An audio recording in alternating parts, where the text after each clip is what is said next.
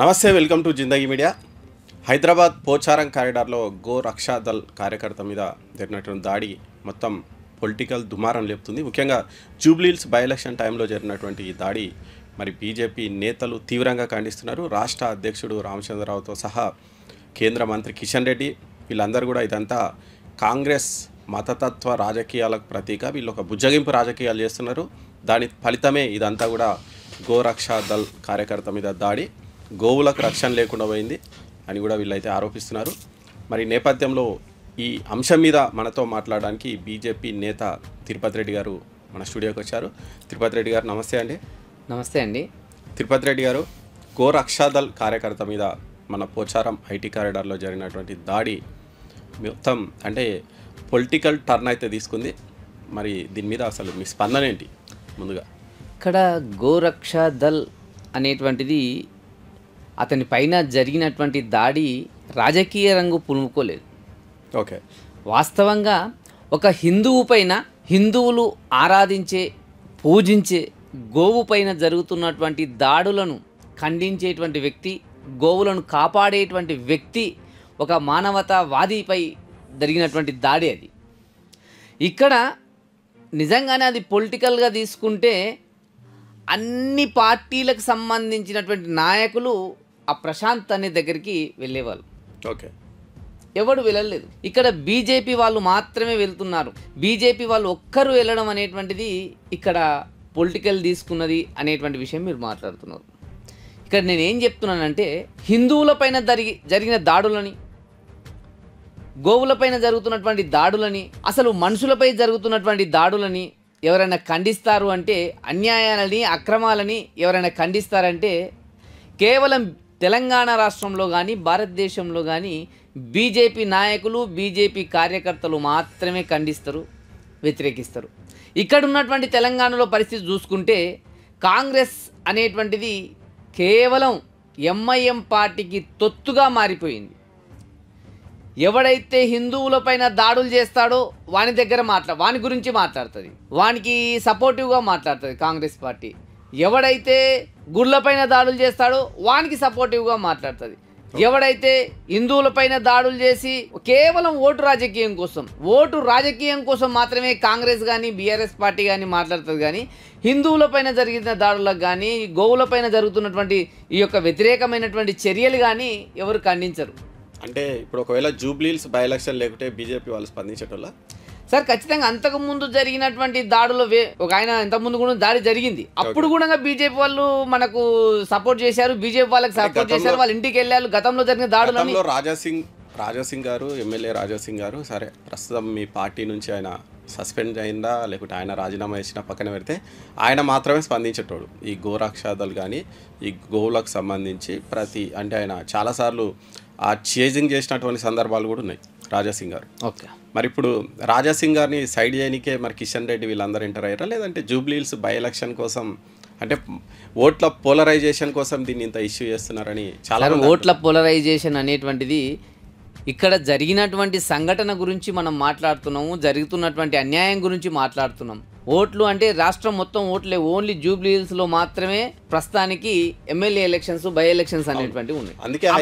ఇప్పుడు హైదరాబాద్లో ఇష్యూ కాదు, రాష్ట్ర వ్యాప్తంగా అతనిపై జరిగినటువంటి దాడిని ప్రతి పార్టీ ఖండించాల్సిన అవసరం ఉంది. కానీ ఇక్కడ బీజేపీ నాయకులు మాత్రమే ఖండిస్తున్నారు. ఎందుకంటే బీజేపీ నాయకులు మాత్రమే ఖండిస్తున్నారు అంటే బీజేపీ నాయకులకు మాత్రమే ఒక వర్గం ఓట్లు కావాలి కాబట్టి ఖండిస్తున్నారు అంటే సార్, వర్గం ఓట్లు కాదు, హిందువుల ఓట్లు, హిందువుల మాన ప్రాణాలు, హిందువులు పూజించేటువంటి ప్రతి వ్యక్తి, హిందువులు పూజించేటువంటి జంతువులు, హిందువులు పూజిస్తున్నటువంటి గుళ్ళు, హిందువులు పూజిస్తున్నటువంటి సనాతన ధర్మము, వాళ్ళు పాటిస్తున్నటువంటి హిందూ ధర్మము ప్రతి ఒక్కటి కేవలం బీజేపీ మాత్రమే పట్టించుకుంటుందని చెప్తున్నాను. వేరే పార్టీలు పట్టించుకుంటే ఈ పరిస్థితి ఉండదు అని చెప్తున్నాను. నిజంగానే కాంగ్రెస్ పార్టీలో ఉన్నటువంటి వ్యక్తులు ఈ దాని గురించి ఎవరన్నా మాట్లాడారా?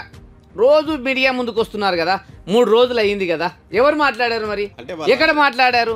ఎందుకు మాట్లాడట్లేదు? అంటే కేవలం అవతల ఉన్నాడు ఎంఐఎం గుండా, ఎంఐఎం పార్టీకి సంబంధించినోడు, ఎంఐఎం గుండా అని చెప్తున్నారు కదా. ఒకటి తిరుపతి రెడ్డి గారు, దేశంలో చాలా సమస్యలు ఉన్నాయి. ఇది ఆహారపు అలవాట్లలో భాగంగా ఇప్పుడు బీఫ్ తినడం అనేది హిందువులకు నిజానికి పవిత్ర జంతువు, దాంట్లో ఏమాత్రం సందేహం లేదు. కానీ ఇంకొక వర్గం వాళ్ళు దాన్ని ఆహార పదార్థంగా చూస్తారు, వాళ్ళు తింటున్నారు. అంటే దేశంలో ఈ ఆహారపు అలవాట్ల మీద గొడవ చేయడం తప్ప వేరే సమస్యలే లేవా? డెవలప్మెంట్ మీద మీరు కొట్లాడండి, ఈ రెచ్చగొట్టే దాని మీద ఎందుకు మీరు కాన్సన్ట్రేట్ చేస్తారని వేరే పార్టీ నేతలు అంటున్నారు. సార్ ఇప్పుడు 1977 యాక్ట్ అనేటువంటిది Andhra Pradesh prohibition of కోస్లాటర్ and animals అనేటువంటిది యాక్ట్ ఉంది. ఇప్పుడు ఉమ్మడి ఆంధ్రప్రదేశ్ రాష్ట్రంలో ఉన్నప్పుడు 1977 సంవత్సరంలో చేసినటువంటి యాక్ట్ తెలంగాణ రాష్ట్రంలో వర్తిస్తుందా వర్తించదా? వర్తిస్తుంది, వాళ్ళు అడాప్ట్ చేసుకున్నారు. వర్తిస్తుంది. అవును. ఒకటి ఆర్టికల్ 48లో ఉన్నటువంటి విషయాలు వర్తిస్తాయా లేవా తెలంగాణ రాష్ట్రానికి? ఓకే, వర్తిస్తాయి. ఆర్టికల్ 51AGలో ఉన్నటువంటి విషయాలు వర్తిస్తాయా లేదా తెలంగాణ రాష్ట్రానికి? లేదు, మేము తెలంగాణ రాష్ట్రానికి రాజ్యాంగం వర్తింపజేయము, కేవలం కాంగ్రెస్ ఎంఐఎం కుమ్మక్కై వాళ్ళకి ఇష్టం వచ్చినట్టు పరిపాలిస్తామంటే చెప్పండి మరి.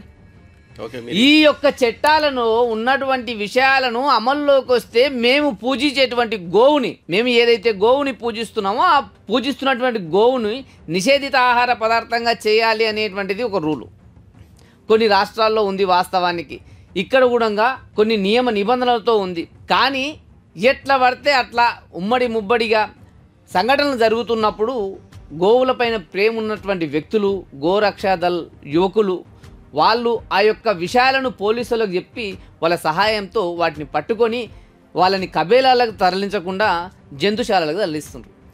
కబేలాలకు తరలించడం జంతు ఎక్కడైతే ఉన్నాయో గోశాలలు ఎక్కడైతే అక్కడ తరలిస్తున్నారు. అది గవర్నమెంట్లో ఉన్నటువంటి ఆఫీసర్ జోక్యంతో బీఆర్ఎస్ ప్రభుత్వంలో ఉన్నప్పుడు జరిగిన ఇట్లా సంఘటనలు. కానీ తెలంగాణలో కాంగ్రెస్ గవర్నమెంట్ ఎప్పుడైతే వచ్చిందో పోలీసు వాళ్ళు కూడా ముస్లింలకు సపోర్ట్ చేసి, బీఫ్ తినే వాళ్ళకి సపోర్ట్ చేసి, అక్రమ రవాణాలు చేసి, అంటే నియమ నిబంధనలు ఏది పాటించకుండా అక్రమ రవాణా చేసి దీనికి కారణమవుతున్న వ్యక్తులు ఎవరన్నంటే డైరెక్ట్గా ఎవరన్నారంటే రేవంత్ రెడ్డి గారే ఉన్నారని చెప్తున్నాను. ఎందుకున్నారంటే ఇప్పుడు ఉన్నటువంటి హోంమంత్రి కూడా ఆయన్నే కదా. పోలీసులకు ఒక మాట చెప్తే ఎక్కడి ఒక్కనే ఆగిపోయే అవకాశం ఉంటుంది, ఎక్కడి ఒక్కనే నియమ నిబంధనలతో పాటు ఇవన్నీ ఆపించేటువంటి అవకాశం ఉంటుంది. కానీ ఈయన ప్రమాణం చేసినప్పుడు, అది సీఎంగా ప్రమాణం చేసినప్పుడు కేవలం నేను ముస్లింలకు మాత్రమే ఉంటాను సీఎంగా, వీళ్ళకు ఉండను అనేటువంటి ప్రమాణంగానే ఏమైనా తీసుకున్నాడా లేదా నాకు తెలియట్లేదు. అసలు హిందువులు అంటే ఎందుకు ఇంత కోపం కాంగ్రెస్కు అర్థం కావట్లేదు. అందులో ఉన్నటువంటి హిందూ నాయకులు ఒక్కరు కూడా ఎందుకు మాట్లాడట్లేదు? వాళ్ళు గోవును పూజించరా? గోవును పూజిస్తారు కదా.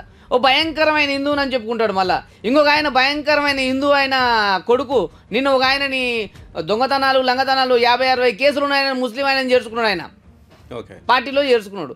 ఆయన కూడా చిట్కేసి చెప్తున్నాడు 15 నిమిషాల్లో మేము హిందువులను మొత్తం అంట్లో ముందిస్తామని. అటువంటి వాడిని మళ్ళీ తీసుకుపోయి పార్టీలో చేర్చుకున్నారు.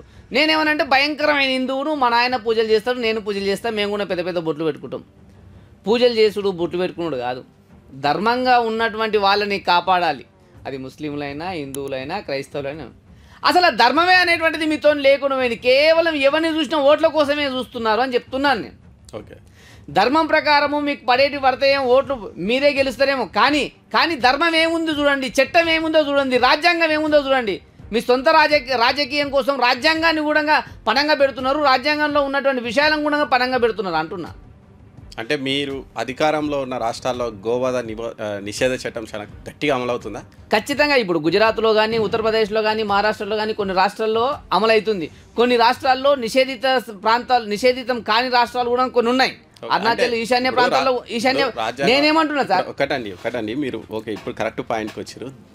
రాజ్యాంగం అన్నప్పుడు దేశం అంతా ఒకటే రాజ్యాంగం ఉంటుంది. అవును. అంటే మీరు గోవును ఇప్పుడు ఈశాన్య రాష్ట్రాల్లో ఉన్నది మీ పార్టీ అధికారంలో ఉంది, 7 సిస్టర్స్లో ఉన్నది మొత్తం మీ నియంత్రణలోనే ఉంది. అక్కడ గోవును తింటే తప్పు కాదు. అవును. ఇక్కడ వచ్చి యూపీలో గోవును తింటే తప్పు, బీహార్లో గోవును తింటే తప్పు, మహారాష్ట్రలో గోవును తింటే తప్పు. ఎందుకు అంటే ద్వంద్వ ప్రమాణాలు అనరా? ద్వంద్వ ప్రమాణాలుగా సార్, ఈ యొక్క జంతువులకు సంబంధించినటువంటి బలులు కానీ, జంతువులను కష్టపెట్టే విధానం కానీ, జంతువులను హింసించే దాన్ని కానీ, అది కేవలం ఆర్టికల్స్ ప్రకారము రాష్ట్ర సముదాయంలో ఉన్నటువంటి నిబంధనలకు వస్తుంది. ఓకే, ఏ రాష్ట్రాలు అయితే ఉన్నాయో ఆయా ప్రాంతాలకు సంబంధించినటువంటి ఏదైతే వ్యవస్థ ఉంటుందో ఆ ప్రాంతాలకు సంబంధించిన వ్యవస్థలో ఇది ఉంటుంది. ఇక్కడ ఆల్రెడీ నేను ఏం చెప్తాను అంటే 1977 సంవత్సరంలో ఆంధ్రప్రదేశ్ ఉమ్మడి ఆంధ్రప్రదేశ్గా ఉన్నప్పుడు ఈ యొక్క గోవధ నిషేధం అనేటువంటి అది ఒక నిబంధన అనేటువంటిది ఒకటి వచ్చేసింది కదా మనకు ఆల్రెడీ. ఆ వచ్చేసిన దాన్ని ఎందుకు నువ్వు అది చేయట్లేదు అని చెప్తున్నాను నేను. ఎందుకు అమలు చేయట్లేదు అని చెప్తున్నాను. ఆ యాక్ట్ ఉన్నప్పుడు దాన్ని అది చేయట్లేదు అని చెప్తున్నాను. ఓకే. దాన్ని అమలు పరిస్తే ఇటువంటి సంఘటనలు జరగవు అని చెప్తున్నాను. కేవలం కొంతమందిని సంతృప్తి చెందడానికి ఇటువంటి సంఘటనలు జరగడం వల్ల వ్యవస్థ అనేటువంటిది దెబ్బతింటుంది.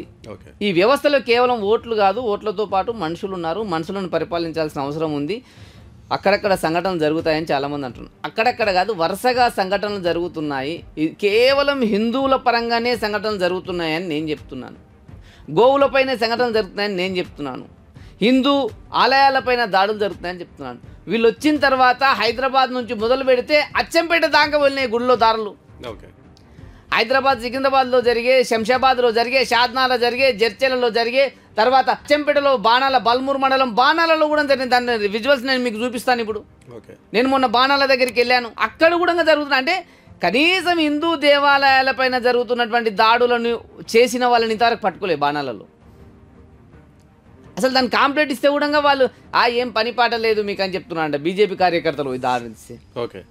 అంటే ఎటువంటి వ్యవస్థలో మనం ఉన్నాం? అంటే హిందువుగా పుట్టడమే తెలంగాణ రాష్ట్రంలో పుట్టడమే మా కర్మన? తెలంగాణలో హిందువులు బతకొద్దా? అలా ఆ విధంగా ఒకటి సర్క్యులర్ జారీ చేస్తే హిందువులు అందరూ వెళ్ళిపోతారు కదా, మరి మీరే పాలించుకుంటారు కదా. ఓకే. ఇప్పుడు కూడా నేను ఒకటే చెప్తున్నాను, కాంగ్రెస్ గవర్నమెంట్ అనేటువంటిది రాజ్యాంగానికి లోబడి పనిచేయట్లేదు, ఎంఐఎంకు లోబడి, అసదుద్దీన్ ఓవైసీ బ్రదర్స్కు లోబడి పనిచేస్తుంది. వాళ్ళ మెప్పు కోసం ఈ యొక్క కథ మొత్తం నడుస్తున్నాయి. అసదుద్దీన్ ఓవైసీ మీకోసమే పనిచేస్తారని అంటుంటారు. అది మీడియా సృష్టి. మా కోసం ఎందుకు పనిచేస్తారండి? ఓకే. ఏ రోజన్నా మాతో పాటు కలిసి పనిచేశాడా? కాంగ్రెస్తో పాటు కాంగ్రెస్ రహస్య మిత్రుడు, ఆత్మీయ స్నేహితుడు, తెలియని స్నేహితుడు, రహస్య మిత్రుడు, ఆత్మీయ స్నేహితుడు మీరు సృష్టించినా అంతే తప్ప జనాలు అనుకోవట్లేదు కదా, మేము కూడా ఏం అనుకోవట్లేదు. ఒక మీడియా సృష్టింపుని మీరు అనుకుంటే నేను ఎట్లా కాదంట. కానీ ఇప్పుడు ఎక్కడైతే ఉందో ఎంఐఎం పార్టీ అనేటువంటిది ఏ రోజు బీజేపీతోనే కలిసి పనిచేసింది. ఎంఐఎం పార్టీ బీజేపీ గెలుపు కోసం ఆ ముస్లిం ఓట్లు చీల్చనికనే ఎంఐఎం పార్టీ పోటీ చేస్తుంది అంటున్నారు. మహారాష్ట్రలో కావచ్చు, ఇప్పుడు బీహార్లో కూడా అందుకే పోటీ చేస్తున్నారని చెప్తున్నారు. ఇప్పుడు ఎక్కడ ఒక్కొక్క ఎమ్మెల్యే స్థానాల్లో ఇప్పుడు ముస్లిం ఓట్లు చీల్చడానికే ఎంఐఎం బీజేపీ కోసం పనిచేస్తుంది అంటున్నారు. నిజంగానే మిత్రుడు ఓవైసీ అయితే ఈరోజు జూబ్లీ హిల్స్లో ఎందుకు పోటీ చేయట్లేదు? మాకు మిత్రుడే కదా, నీవు అన్నట్లు మాకు మిత్రుడే, ఎందుకు పోటీ చేయట్లేదు? ఏ క్యాండిడేట్కి సపోర్ట్ చేస్తున్నాడు? ఇప్పుడు ఎవరికి మిత్రుడు అన్నట్లు ఆయన? కళ్ళున్నోళ్ళు కానీ చెవులున్నోళ్ళు కానీ అన్ని చూసి ఇప్పుడు కనిపిస్తున్న విషయాలే కదా. ఇక్కడ పోటీ చేయకుండా ఎవరికి సపోర్ట్ చేస్తున్నా? హైదరాబాద్లో నవీన్ యాదవ్కి సపోర్ట్ చేస్తుండు. ఆయన కాలు మొక్కిండు, పోయి కండు వేసుకొచ్చిండు. ఇంతకుముందుకు ఎంఐఎం నుంచి సపోర్ట్ చేసిండు, ఎంఐఎం నుంచి పోటీ చేసినట్టున్నాడు. ఎవరికి సపోర్ట్ చేస్తుండు? ఎవరి దోస్తు? ఇప్పుడు మీరే అంటున్నారు మాకు దోస్తని. ఇప్పుడు చెప్పండి, ఎవరి దోస్తు ఆయన?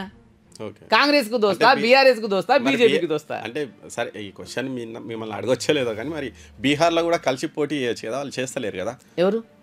అక్కడ ఏం స్ట్రాటజీతో పోయినో మనకేం తెలుస్తుంది? ఒక్కొక్క రాష్ట్రానికి ఒక్కొక్క విధమైనటువంటి అది. నేనేమంటే నిజంగానే మాకు దోస్తు, మాకు గెలిపియాలి. ఒకవేళ ముస్లిం ఓట్లు మొత్తం పోతే హిందువుల ఓట్లు మాత్రమే బీజేపీకి పడితే బీజేపీ గెలుస్తుంది అనుకుంటే, నిజంగానే మా దోస్తు అయితే ఇక్కడ నిజంగానే ఆయన పోటీ చేయాల్సిన అవసరం ఉండే, పోటీ చేయలేదని చెప్తున్నాను. ఎవరి కోసం పోటీ చేయాలంటే రేవంత్ రెడ్డి గారి కోసం పోటీ చేయట్లేదు. ఎవరి కోసం పోటీ చేయట్లేదు అంటే కాంగ్రెస్ అభ్యర్థి కోసం పోటీ చేయట్లేదు. భయంకరమైన ఇంకొక ఆయన మొత్తం ముస్లింలను జైన్ చేసుకుంటున్నాడు. దొంగలని, దోపిడీదారులని, లంగలని, రౌడీ షీటర్లని, దోపిడీదారు. అంటే ఇక్కడ ఇంకోటి కూడా ఉందండి, బీఆర్ఎస్ గెలవనికనే బీజేపీ వీక్ క్యాండిడేట్ ని పెట్టిందని కూడా ప్రచారం నడుస్తుంది. వీక్ క్యాండిడేట్ ఎందుకు అవుతాడండి? ఆయన ప్రచారంలో దూకుడుగా పోకపోవడము, ఇవన్నీ దూకుడు అవగావడం. అంటే మీరందరూ ఏం చూస్తారు అంటే పై మెరుగులు మాత్రమే చూస్తారు మీడియాలో, సోషల్ మీడియాలో వచ్చినటువంటివి. మా అభ్యర్థి దగ్గర జనాల దగ్గరికి వెళ్ళడానికి సమయం ఉంది, జనాల దగ్గరికి వెళ్తున్నారు. మా రామచంద్రరావు గారు, మా రాష్ట్ర అధ్యక్షుడు రామచంద్రరావు వెళ్తున్నారు, తర్వాత కిషన్ రెడ్డి గారు వెళ్ళారు, తర్వాత ఎంపీ గారు వెళ్తున్నారు, ఆ లోకల్లో ఉన్నటువంటి వ్యక్తులు వెళ్తున్నారు. దాదాపుగా రాష్ట్రంలో ఉన్నటువంటి ముఖ్య నాయకులందరూ దాదాపుగా 50 మంది అక్కడే ఉన్నారు. ముఖ్య నాయకులు కేంద్రం నుంచి మంత్రులు ఏకంగా 2-3 మంత్రులు వాళ్ళ ప్రోటోకాల్లో మంత్రుల్లో ఉన్నటువంటి వాళ్ళ దాంట్లో ఉంది. ఇప్పుడు ప్రస్తుతానికి నెక్స్ట్ ప్రోగ్రామ్స్ ఉన్నాయి, వాళ్ళ క్యాంపెయినర్గా సెట్ చేశారు. అంటే మనకు కనిపించేదే నిజము అనుకుంటే కష్టం కదండి. మనకు కనిపించేది కనిపించేవి చాలా ఉంటాయి. ఒక వ్యక్తిని గెలిపించుకోవడానికి దాదాపుగా 15 సంవత్సరాలు 10 నుంచి 15 సంవత్సరాల క్రితం నుంచే ఆయన, అంతకన్నా ముందు నుంచే వేరే పార్టీలో నుంచి ఒక 10-15 సంవత్సరాల క్రితం బీజేపీలో జాయిన్ అయ్యాడు.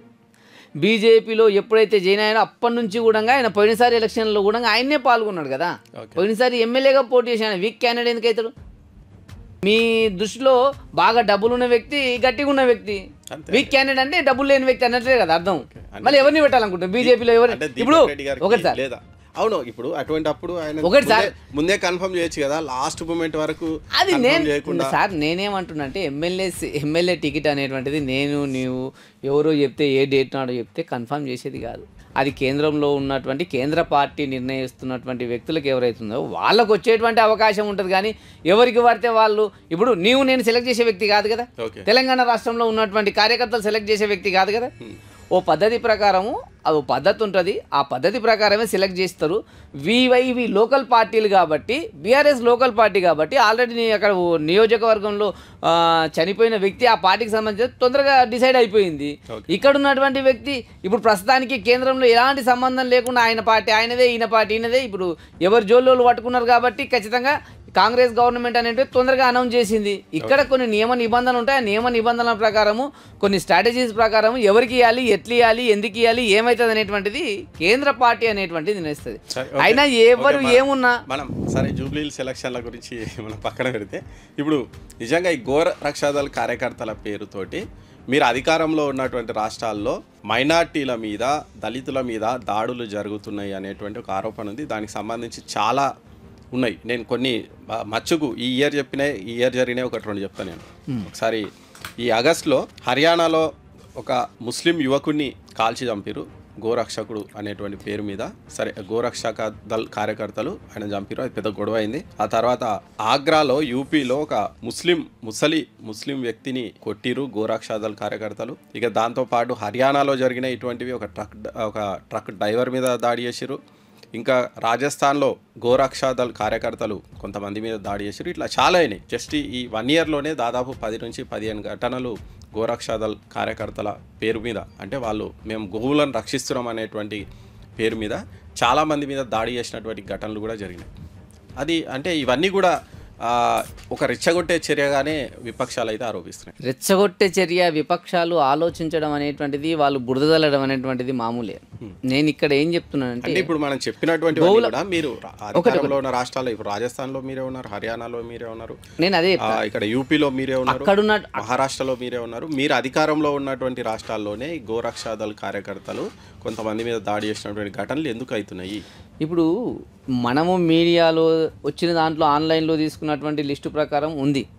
కానీ అక్కడికి వెళ్ళిన తర్వాత చూస్తే కూడా గోవులను కాపాడేటువంటి వ్యక్తులపైన యూపీలో లారీలు ఎక్కించి చంపినటువంటి ఘటనలు ఉన్నాయి. హర్యానాలో లారీలతో తొక్కించి చంపినటువంటి ఘటనలు ఉన్నాయి. ఆ లారీలో ఎక్కి తొక్కించినటువంటి సంఘటనలు ఎవరు చనిపోయారంటావు? హిందువులు చనిపోయారా, ముస్లింలు చనిపోయారా, గోరక్షకులు చనిపోయారా?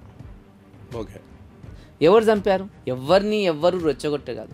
మేము పూజిస్తున్నటువంటి గోవు పైన మీరు అమానుషంగా, కర్కశంగా ఉన్నారు కాబట్టి దాన్ని ఆపాలనే ప్రయత్నం చేస్తున్నారు. ఆపాలనే ప్రయత్నాన్ని విపక్షాలు అన్నీ కలిసి బీజేపీ పైన తప్పుడు ఆరోపణలు చేస్తున్నాయి. కానీ ఇవన్నీ సంఘటనలు జరిగింటాయి, పోలీసు రికార్డుల ప్రకారం సంఘటనలు జరిగింటాయి. పోలీసులు మార్చి రాసేటువంటి అవకాశం ఉంటుంది. వాళ్ళు ఏమన్నా చేయొచ్చు, పోలీసులు అనుకుంటే ఏమన్నా చేయొచ్చు. మార్చి రాసిరని చెప్తున్నాను నేను. ఓకే, ఎవరు ఎంతమంది గాయపడ్డారు, ఎందుకు గాయపడ్డారు అనేటువంటి విషయం నాకైతే తెలియదు. ఎక్కడ గాయపడ్డారు తెలంగాణలో రాష్ట్రంలో మాత్రమే చూసుకుంటే ఈ సంఘటన మనకు అవగాహన ఉంది కాబట్టి నేను మాట్లాడగలుగుతున్నాను. తెలంగాణ రాష్ట్రంలో చూసుకుంటే వీళ్ళు ఇప్పటికీ చాలామంది అవయవాలు కోల్పోయిన వాళ్ళు కూడా ఉన్నారు. హిందూ యువకులు, గోరక్షకులు, ప్రాణాలు కోల్పోయిన వాళ్ళు కూడా ఉన్నారు. సోను సింగ్ అనేటువంటి వ్యక్తి, అలియాస్ ప్రశాంత్ అనేటువంటి వ్యక్తి ఈరోజు ఛాతీలో ఆ బుల్లెట్ దూసుకుపోయాడు. అంటే ఒక మామూలు వ్యక్తి దగ్గరికి ఫైరింగ్ చేసే ధైర్యం కానీ, ఆ యొక్క పిస్తోల్ కానీ ఎక్కడి నుంచి వచ్చింది అంటే ఇక్కడ ఇంకో వర్షన్ కూడా వినిపిస్తుంది. అందులో మనకు వాస్తవం ఏంటి మనకు తెలియదు. కానీ ఇప్పుడు ఎవరైతే దాడి చేసిరో ఆయనకు ఈయనకు పాత కక్షలు ఉన్నాయి. ఒక 5 నుంచి 10 లక్షలు డిమాండ్ చేసిండు, అవి ఇయ్యలేకనే గొడవ జరిగింది, దాడి జరిగిందన్న వార్తలు కూడా వస్తున్నాయి. ఇదంతా ఏదన్నా ఒక పక్కదారి పట్టించాలి. అంటే ఈ జరిగినటువంటి సంఘటనని పక్కదారి పట్టించాలి అంతే. ఆ సోనీ సింగ్ అనేటువంటి వ్యక్తి గత 10 నుంచి 20 సంవత్సరాలు, అసలు 10 నుంచి 15 సంవత్సరాలుగా గోరక్షక దళంలో పనిచేస్తున్నటువంటి వ్యక్తి. ఓకే. అందులో పనిచేస్తున్నటువంటి వ్యక్తి ప్రతిసారి పోలీస్ స్టేషన్లో అతనిపై కేసులు కూడా బుక్ అయినాయి కొన్నిసార్లు. ఓకే. అటువంటి వ్యక్తి వీళ్ళని డబ్బులు అడిగారంటే నమ్మడానికి ఏ విధంగా ఉంటుంది? నిజంగానే డబ్బులు అడిగి తీసుకునేటువంటి వ్యక్తి ప్రాణాలకు తెగించి గోవులను రక్షించేటువంటి అవకాశం ఉంటుందంటవా? ఏదైతే చేతగాని వ్యవస్థ ఇదంతా, ఈ వ్యవస్థలో ఏదో ఒకటి చెప్పి ఆ వ్యవస్థను తప్పుదారి పట్టించి జరిగినటువంటి సంఘటనలను వాళ్లకు, అంటే ఎవడైతే ఈ సంఘటన చేసిండో వాడిని శిక్షించకుండా ఇవన్నీ అడ్డు పెట్టుకొని వాడిని మళ్ళీ బయటికి తీసుకురావాలి, మళ్ళీ ఇటువంటి సంఘటనలు జరగాలి. వాళ్ళ కేవలం ముస్లింలకు వాళ్ళ ఓట్లుగా, ముస్లిం ఓట్లు వాళ్ళకి కావాలి, కాంగ్రెస్ గవర్నమెంట్కి కావాలి, కాంగ్రెస్లో ఉన్నటువంటి వ్యక్తులకు కావాలి, వీళ్ళు మాకు ఓటు బ్యాంకు, వీళ్ళని ఏం చేసినా మాకే ప్రాబ్లము, వీళ్ళకి ఏం చేసినా ఓవైసీ కోపం వస్తుంది, వీళ్ళకి ఏం చేసినా అతద్దీన్ కోపం వస్తుంది. ఇటువంటి వ్యవస్థలో మనం బతుకుతున్నందుకు నిజంగా ఇటువంటి సీఎం గారు హోంమంత్రిగా ఉన్నటువంటి వ్యవస్థలో, అంటే వేరే మంత్రి హోంమంత్రిగా ఉండుంటేనేమో ఏదో ఆయనకు చేత కాలేదేమో చేయలేడేమో అనుకుంటుంటే, కానీ ప్రత్యక్షంగా సీఎంఏ హోమ్ మినిస్టర్గా ఉన్నటువంటి పరిస్థితుల్లో ఇటువంటి సంఘటనలు జరగడం అనేటువంటిది అమానుషం. ఇకనైనా హిందువుల పైన జరుగుతున్నటువంటి, హిందూ గుళ్ళపైన జరుగుతున్నటువంటి, గోరక్షకుల పైన జరుగుతున్నటువంటి దాడులను తీవ్రంగా ఖండించాల్సిన అవసరం ఉంది. ఇప్పటి వరకు గత 3 రోజుల నుంచి ఏ ఒక్క ఎమ్మెల్యే కానీ, ఏ ఒక్క మంత్రి కానీ, ముఖ్యమంత్రి కానీ వచ్చి ఈ సంఘటన పైన మాట్లాడలేరు. ఓకే. ఎందుకు మాట్లాడడం లేదు అని అడుగుతున్నాను నేను అంతే. ఓకే. ఎవరి కోసం మాట్లాడట్లేదు అని అడుగుతున్నా. ఎందుకోసం మాట్లాడట్లేదు అంటే జూబ్లీ హిల్స్లో ఈ యొక్క ముస్లిం ఓట్లు కావాలి, ఓవైసీకి సంబంధించినటువంటి ఆయనకు సపోర్టు కావాలి కాబట్టే మాట్లాడట్లేదు. నిజంగా దమ్ము ధైర్యం ఉంటే దీనికి సంబంధించిన నిజంగానే వాడు డిమాండ్ చేసి ఉంటే బయట పెట్టమను, అదే విషయం చెప్పాను. వాడు డిమాండ్ చేసి నీడు కాల్చిందని చెప్పాను. నేను డిమాండ్ చేస్తే ఏం చేస్తావు? పోయి పోలీస్ స్టేషన్లో కంప్లైంట్ ఇస్తావు. నన్ను గన్ను తీసుకొని కలుస్తావా? అసలు గన్ను ఎక్కడి నుంచి వచ్చింది భయానికి? అసలు పోలీస్ వ్యవస్థ ఏం చేస్తుంది అంటే, ఎవడంటే వాడు గన్నులు పెట్టుకొని తిరుగుతుంటే పోలీస్ వ్యవస్థ ఏం చేస్తుంది? పోలీస్ వ్యవస్థ ఫెయిల్యూర్ అయిందంటే హోంమంత్రి ఫెయిల్యూర్ అయినట్లే కదా. హోంమంత్రి ఎవరు? ముఖ్యమంత్రి ఫెయిల్యూర్ అయినట్లే కదా. ఈ విషయం పైన నిజంగా చిత్తశుద్ధి ఉంటే ప్రెస్ మీట్ పెట్టి మాట్లాడమని, ఏం మాట్లాడుతారో చూద్దాం. ఓకే. ఇది అసలైన సంగతి కాల్చడం ఒకటి. అసలు ఆ బుల్లెట్ ఎక్కడి నుంచి వచ్చింది, గన్ ఎక్కడి నుంచి వచ్చింది? నీవే ఇచ్చి పంపించిరా, కాంగ్రెస్ వాళ్ళు ఇచ్చి పంపించిరా బురద చల్లడానికి. ఆరోపణలు చేయాలంటే మస్తుంటాయి కదా మాకు కూడా. ఉట్టినే 10 లక్షలు అడిగినట్టే ఆరోపణ చేస్తే అయిపోయినా? నేనేమనుకుంటా అంటే ఇప్పుడు సీఎం గారే డైరెక్ట్ పంపించిందని చెప్తున్నా, ఆరోపణ చేస్తున్నా. ఇది ఒప్పుకుంటావా నువ్వు? మరి అంటే వ్యవస్థలో చాలా మటుకు ఉంటాయి. అందరినీ సమానంగా చూడాల్సిన బాధ్యత ఉంటుంది, వ్యవస్థను సరిదిద్దాల్సిన బాధ్యత ఉంటుంది. ఆ బాధ్యత సీఎం గారు రేవంత్ రెడ్డి గారు తీసుకొని తెలంగాణ రాష్ట్రాన్ని చక్కగా పరిపాలించాలని కోరుకుంటున్నాను. ఓకే. ఇంకొకటి అండి, ఇప్పుడు గోవులను వధించడం నేరం ఒప్పుకుంటాం, చట్టంలో ఉంది. గోవులను అక్రమంగా రవాణా చేయడం నేరం, అది కూడా చట్టంలోనే ఉంది. చట్టంలో ఇంకోటి కూడా ఉంది, చెప్పండి. అయితే అక్రమంగా తినడం నేరం, కానీ పర్మిషన్లు తీసుకొని గోవధ చేయొచ్చు అనేది కూడా చట్టంలోనే ఉంది, మన తెలంగాణ చట్టంలో. ఒకటి అంటే ఇప్పుడు మామూలుగా ఊర్లలో ఆవులను కానీ, ఇప్పుడు ఆవులను వీటిని అమ్మేది ఎవరు? వ్యవసాయదారులు. మామూలుగా వాళ్ళు ఒక స్టేజ్ వరకు దాన్ని పెట్టుకుంటారు, ఆ తర్వాత అది చాదాకుండా అయినాకనో, లేదంటే మామూలుగా ఆవులు పాలిచ్చే ఆవులను పెట్టుకుంటారు. ఇప్పుడు కోడెదూళ్ళు ఉంటాయి, అవి పెద్ద ఇప్పుడు వ్యవసాయం ఎవరు అంతా ట్రాక్టర్లతో చేస్తారు కాబట్టి ఆవు ఈనిన తర్వాత కోడెదూళ్ళను అమ్మేస్తారు. ఓకే. మరి ఇవన్నీ ఎటుపోతున్నాయి? అందరికీ తెలిసిన బహిరంగ రహస్యం ఇది. సార్ నేనేమనంటే వాటికి ఇబ్బంది కలగకుండా తరలించాలి అనేటువంటిది చట్టంలో ఉంది. ఓకే. పర్మిషన్ తీసుకొని తరలించాలి అనేటువంటి చట్టంలో ఉంది. పోలీసుల పర్మిషన్ తీసుకోవాలి, ఉన్నటువంటి వెటర్నరీ డాక్టర్ పర్మిషన్ తీసుకోవాలి, ఏ విధంగా తరలించాలి అనేటువంటిది. ఆ సర్టిఫికెట్లు అన్నీ ఉన్నప్పుడు పోలీస్ ప్రొటెక్షన్తోన నీవు హ్యాపీగా తీసుకొని వెళ్ళొచ్చు. ఆపడానికి ప్రయత్నిస్తే ఆపి మాకు ఈ పర్మిషన్లు ఉన్నాయని చూపించకుండా కాల్పులు జరిపిండ్రు, ఎందుకు జరిపిండ్రు అని అడుగుతున్నా. ఓకే. నీవు పర్మిషన్తోనే తీసుకోపోతున్నావు అబ్బా. నేను ఏమంటున్నా అప్పటి నుంచి అంటే అక్రమ రవాణా అని చెప్తున్నా నేను మీకు. అక్రమంగా రవాణా చేస్తున్నారు కాబట్టే ఈ గోరక్షాదళ్ కార్యకర్తలు వాటిని ఆపడానికి ప్రయత్నిస్తారు. నువ్వు అన్ని పర్మిషన్లతో తీసుకెళ్తే ఓపెన్గా తీసుకెళ్ళు, కంటైనర్లల్లో క్లోజ్ చేసినటువంటి ప్రాంతాలల్లో క్లోజ్ చేసిన దానిపైన తీసుకెళ్ళడం ఎందుకు? ఓకే. మనం చూస్తుంటాం చిన్న చిన్న బండ్లల్లో ఆవులని దూడలని తీసుకుపోయినా, అట్లా తీసుకెళ్ళు మరి చూద్దాం. వాళ్ళకి పర్మిషన్ ఉంది కాబట్టి ధైర్యంగా తీసుకెళ్తున్నారు ట్రాన్స్పోర్ట్లో. పర్మిషన్ లేదు కాబట్టే కదా నైట్ పూట దొంగతనంగా గన్నులు పెట్టుకొని కత్తులు పెట్టుకొని ఇవన్నీ చేయడం. పర్మిషన్స్ ఇస్తలేరు అంటున్నావు. పర్మిషన్స్ ఇస్తలేవు అంటే నువ్వు పద్ధతి ప్రకారం చేస్తలేవు కాబట్టి పర్మిషన్స్ ఇస్తలేరు. పర్మిషన్స్ కావాలంటే డబ్బులు కట్టాలి, ఖర్చు అవుతుంది. అక్రమంగా చేసుకుంటే హ్యాపీగా డబ్బులు వస్తాయి. మా ప్రభుత్వమే, ముస్లింలకు సపరేట్గా కాంగ్రెస్ గవర్నమెంట్ వచ్చింది, ముస్లింలు ఏం చేసినా నడుస్తుంది. ఒకటే చెప్తున్నానండి, హిందువులు తెలంగాణ రాష్ట్రంలో బతకాలన్నా, తెలంగాణ రాష్ట్రంలో ఉండాలన్నా, గోవులు రక్షించబడాలన్నా, దేవాలయాలు కాపాడబడాలన్నా కేవలం ఎవడైతే హిందువుల కోసం పోరాడతాడో వాళ్ళ కోసం మాత్రమే ఓట్లేయండి అని చెప్తున్నాను నేను. హిందువులకు కూడా చెప్తున్నా, ఇంతకుముందు వీడియోలు చెప్పిన ఇప్పుడు కూడా చెప్తున్నా.